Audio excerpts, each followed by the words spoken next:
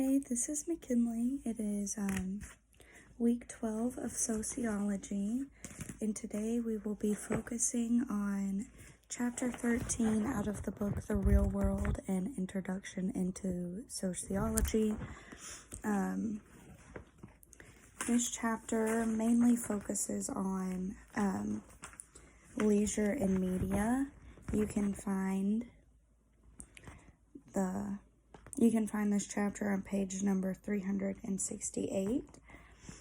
And I'm just going to go over some of the topics that I found to be interesting or conversation starters throughout this chapter, and then also dive into the National Libraries of Medicine's thoughts on social media and its relation with anxiety levels. So, first thing we're going to hit on is how leisure is identified based on someone's job. So, for example, if my job is to do hair for fun, I'm not going to do my daughter's hair in a fun manner. Like another example is if I play professional basketball. Basketball is no longer a leisurely activity, and it's turned into more of a job because it is their job. So it's just really important to note how your profession can identify what your leisurely activities turn into. Another thing another important topic is focusing on how things that we as humans do for fun, like our leisurely activities, can almost turn into work to be able to do them.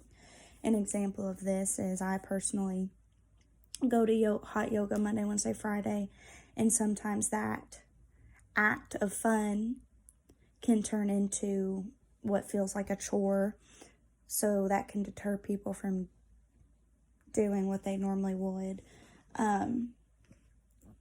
Important thing to note on this is that whenever this does happen, your normal leisurely activities turn into work. Your job is deterring away certain activities that you would normally do. This leads people into a high media intake for their leisure. I mean, really what people do for fun is to help them calm, relax after a hard day of work.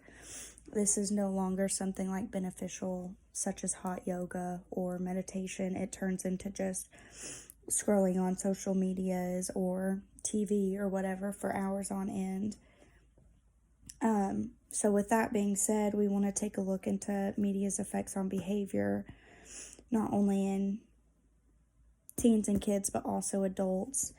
This is where I'm going to switch over to the National Libraries of Medicine's research that they did, not only on workers, but their media intake and their stability in their jobs. And they found out that social media increased workers' anxiety levels overall.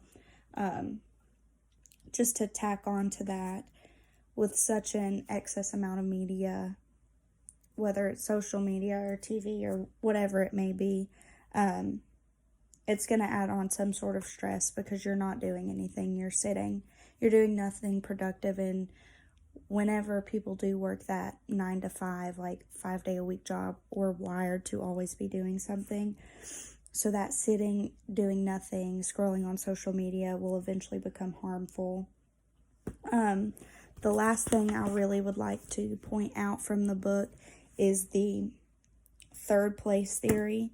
So everybody, just to create a picture, everybody has a job.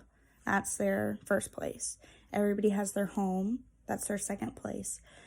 The thought for the higher likelihood of having good mental health is that everyone needs a third place where they can spend their time and have a community.